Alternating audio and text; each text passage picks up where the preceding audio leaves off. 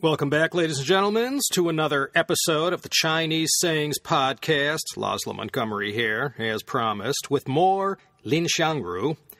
负荆请罪this time. Another classic from the Warring States period, 475 to 221 BCE, or thereabouts. No one ever agrees on that start date. As I mentioned last episode, there were two rather well-known Chengyu that are attributed to Lin Xiangru. Last week, we heard the story about how Lin Xiangru returned the whole jade back to Zhao, Wan Bi Gui Zhao. So let's take a look this time at another classic tale from those good old Zhou dynasty days,负荆请罪. Let's break it down to its constituent parts. First character, Fu, to carry something on your back or shoulder, or to bear a burden or responsibility, among many other meanings, of course. Jing, that's a kind of a tree, but it's short for Jingji, which means thorns or brambles. Fu-jing, thorns or brambles carried on the back. Okay, not sure what that means, but let's keep going. Qing means to request or to ask. And zui means a crime or guilt. Fu-jing, qing zui, carry thorns, request crime. Well, just like last episode, if you're not hip to the stories of Lin Xiangru, I doubt you'll guess what these four syllables add up to. As usual, we have to go back to that great repository of Chengyu, the records of the grand historian, the Shiji, Sima Qian.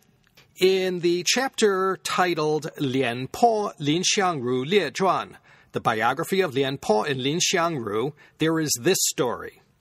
Like last time, this story also takes place during the time of the pugnacious King Zhao of Qing. As I mentioned before, he was a serious warrior king, and under his rule, well, the Qin state emerged as the most powerful of the remaining warring states left over from the Zhou dynasty.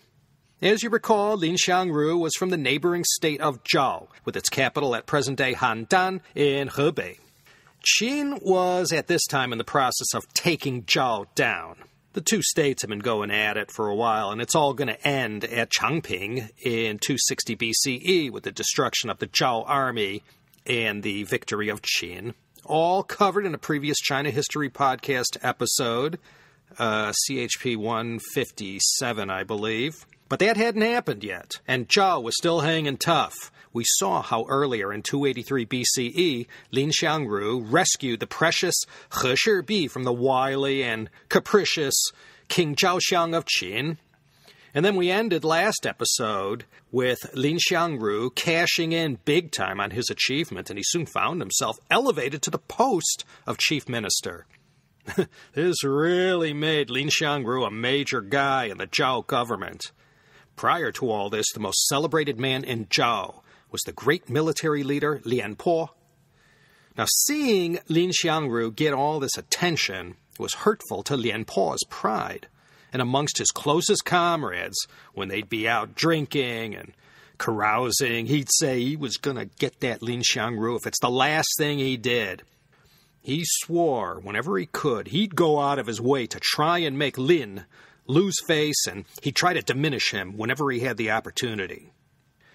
Anyone who's been to Disneyland knows it's a small world, and word got back to Lin Xiangru that Lian Po had planned a long-term protracted war of passive aggression against him. And Lian Po was true to his word. You know, it was nothing big, but one after the other, these public incidents would go down. Lian Po would say something or do something, and Lin Xiangru each time swallowed his pride or backed off or said nothing. You know, and people were beginning to wonder, dang, Lin Xiangru, where's your spine? Not to mention your face.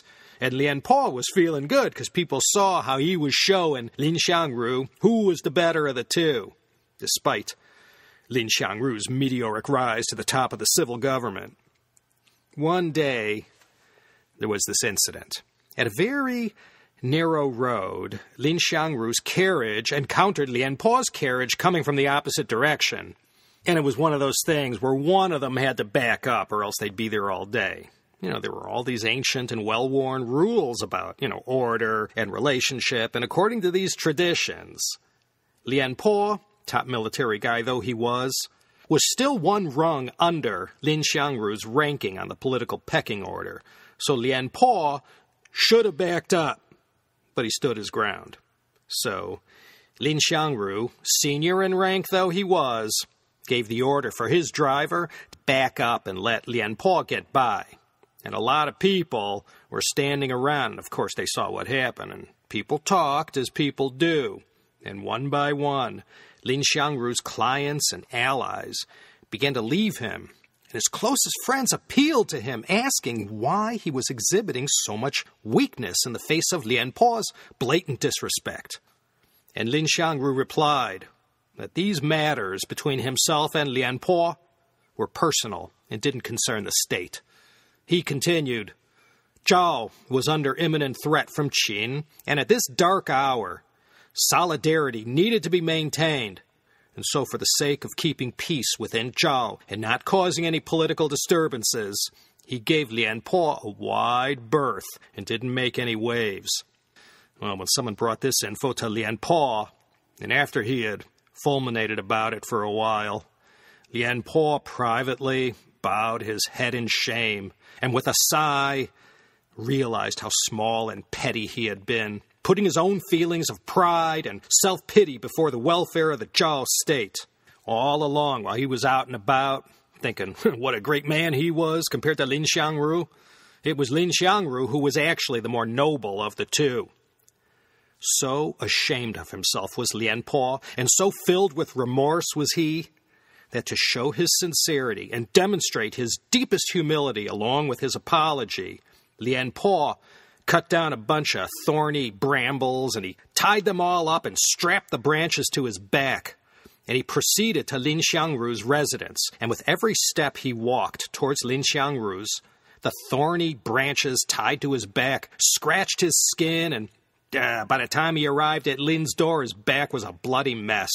And Lin Xiangru, of course, he got the message and was moved by Lian Po's sincerity and his unreserved apology and show of contrition. So they talked it over, and, well, happy ending. For the rest of their days, these two remained good friends. So we can see from this story that the general Lian Po, he Jing carried brambles and thorns on his back, and then when he faced Lin Xiangru, he Qing Zui admitted his guilt or sought a penalty for his crime. He carried these nasty, thorny branches on his back, a kind of self-flagellation, to show his remorse and then beg for forgiveness from Lin Xiangru. So when you really were being a cad or made a big deal about something that you were in the wrong about, this one's for you. Jing Qing Zui. I'm not saying you should go out and flagellate yourself like Lian Po, but sometimes when you really go the extra mile to be a jerk, or that other word that starts with A, remember the deeds of Lian Po, who felt he had to go as far as to Jing Qing Zui in order to make things right. This is reserved for those times when you need to go beyond the call of duty to show remorse for your actions. Jing Qing Zui. Okay, friends and countrymen, that is all there is to say about that one this time. I hope you enjoyed our little two-part series featuring the hero from the warring state of Zhao, Mr. Lin Xiangru. Laszlo Montgomery here, signing off from scorching hot Los Angeles, California. Consider joining me next time, won't you? Pretty much every 7 days for another informative, useful, and historic episode of the Chinese Sayings Podcast.